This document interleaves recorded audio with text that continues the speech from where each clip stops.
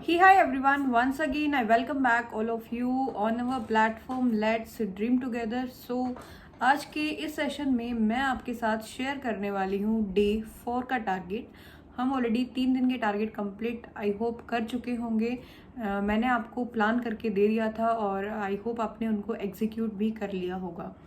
अगर कर लिया है then don't forget to like the video. And so आपको पता है हमारे 3 सब्जेक्ट चल रहे हैं, कौन कौन से? Reasoning, GK and Hindi. So reasoning में हम अब तक 3 टॉपिक जो है एक बार उसके कॉन्सेप्ट्स में से गो थ्रू हो चुके होंगे। फर्स्ट टॉपिक हमने दिया था coding and decoding, second day हमने दिया था एनालॉगी एंड थर्ड डे जो है हमने दिया था सीरीज कंप्लीशन का टॉपिक। सो आज का हमारा टॉपिक है डे 4 का, दैट इज ब्लड रिलेशन। हाँ जी, आपने सही सुना, ब्लड रिलेशन का भी एक कंसेप्ट होता है। एक बार क्लियर कर लो, आपका जो है 2 से 4 नंबर जो है बिल्कुल पक्के हो जाते हैं। आजकल जो है क्वेश्चन सिंपल नहीं पूछे जा रहे हैं कि आपको बोल दिया ए बी का नाना है, बी उसकी ये है, सी उसका वो है, तो बताओ ये किसका क्या है। ऐसे क्वेश्चंस नहीं आते हैं। जो ब्लड रिलेशन वाले क्वेश्चन हैं वो भी पजल टाइप के क्वेश्चंस आते हैं। आपको आई होप स्क्रीन पे विजिबल होगा एक क्वेश्चन। तो ऐसे ही क्वेश्चन एग्जाम में मोस्टली पूछे जा रहे हैं। ट्रेंड में जो अभी चल रहा है वो मैं आपको बता रही हूँ। मेन क्या रहता है कि ब्लड रिलेशन की प्रैक्टिस कहाँ से करें। मैम कंसेप्ट कर लिया है, DSSB एग्जाम के क्वेश्चन कहाँ से लगाएं। तो हमारे टेलीग्राम चैनल की जो फोटो है वो स्क्रीन पे दिख रही होगी। लिंक अगर मैं आपको प्रोवाइड करूंगी तो उसमें एरर शो करेगा। तो आप क्या करिए, जो चैनल का नाम है टेलीग्राम चैनल का, उससे सर्च कर लीजिए और टेलीग्राम चैनल का नाम सेम है जो हमारे यूट्यूब चैनल का है।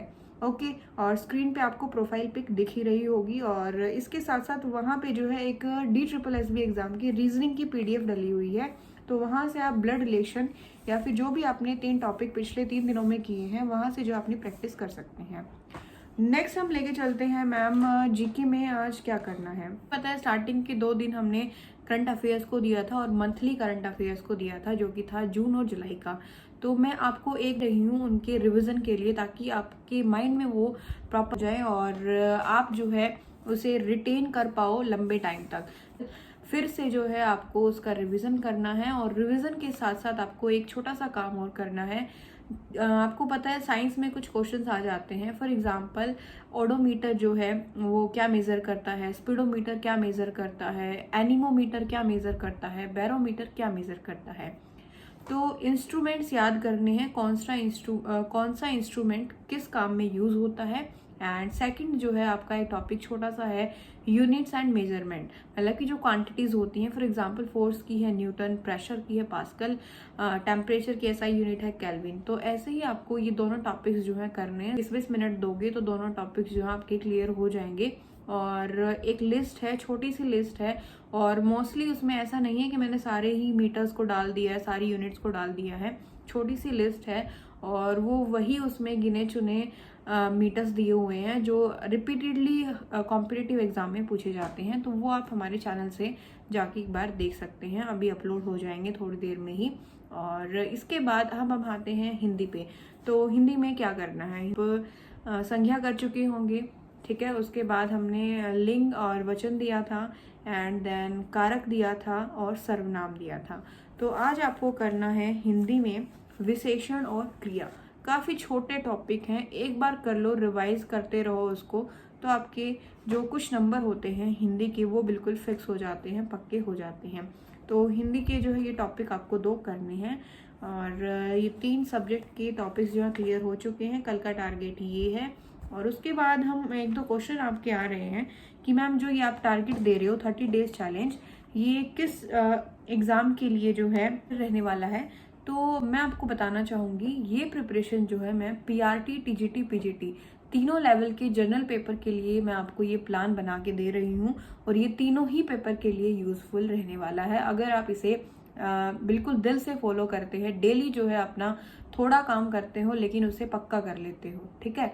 और करने के बाद जो है आपको कुछ टाइम बाद रिजल्ट दिखेगा। ऐसा नहीं होगा कि एकदम से आपको रिजल्ट विजिबल होंगे। पहले आपको ये फील आएगी 1 महीने में कि हाँ, हम 100 नंबर में से हमने 50 नंबर का सिलेबस जो है अपना कवर कर लिया है। तो उसके बाद फिर प्रैक्टिस प्रैक्टिस एंड प्रैक्टिस, और फिर जो है आपका एग्जाम क्लियर हो जाएगा। एंड एक कमेंट और मैं मोस्टली मेरे को मिला था मैथ्स की वीडियो पे कि मैम हमें डराइए मत, ठीक है। आप ऐसा नहीं होता है कि मैथ्स के बिना सिलेक्शन नहीं होगा। सी ऐसा नहीं है कि मैं डरा रही हूँ आपको। पता है राइट कि 5 सब्जेक्ट आते हैं, English, Hindi, math, reasoning, GK, जिसमें से जीके के जो 20 नंबर होते हैं वो काफ़ी हम बोल सकते हैं निकल भी सकते हैं और आ भी सकते हैं। जो जीके होती है काफ़ी हम उसको प्रिडिक्ट नहीं कर सकते हैं, कहीं से भी कुछ भी आ जाता है। आपको भी ये चीज़ पता होगा अगर आपने एग्जाम दिए हैं। तो हम उन मार्क्स को साइड में हटा के चलेंगे। बाकी बचे 80 नंबर। 80 नंबर में से भी अगर आप 20 नंबर अपने मैथ्स के भी छोड़ दोगे तो क्या बचा, 60 नंबर बचे, जिसमें कि है हमारी इंग्लिश, हिंदी और रीजनिंग। और ऐसा हो नहीं सकता है कि 60 में से आपके 60 आ जाएं। तो मेरे कहने का मतलब ये रहता है कि आप अपने हर एक सब्जेक्ट को फोकस करो और 5 सब्जेक्ट्स में से कम 3 सब्जेक्ट्स जो है आपके अपनी तरफ से 100% होने चाहिए। और वो 3 हो सकते हैं, इंग्लिश, हिंदी एंड रीजनिंग।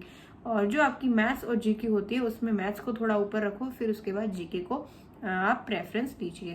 आपको डराने का कोई मोटिव नहीं रहता है। एक सजेशन मैं देती हूँ, डायरेक्शन मैं देती हूँ, जो चीज़ मैंने फेस की है वो मैं आपके साथ शेयर कर देती हूँ। आई होप आपको ये सारे पॉइंट्स क्लियर हो गए होंगे और आपके कुछ डाउट्स भी मैंने सॉल्व किए होंगे। Thank you for watching the video and yes do like, share and subscribe our channel. और हाँ जी, जैसे ही आपके टॉपिक्स कंप्लीट होते हैं then don't forget to comment in the comment section कि मैम यस हमने कर लिया and we will clear the exam, surely we gonna crack it. Confidence खुद से रखोगे, कॉन्फिडेंस आएगा और फिर जो है अच्छी परफॉर्मेंस भी आएगी। कोई और दूसरा आके आपको नहीं यू कैन डू बेटर, आपको खुद ही जो है अपने आप yes I can do, I will do and I will surely crack this exam.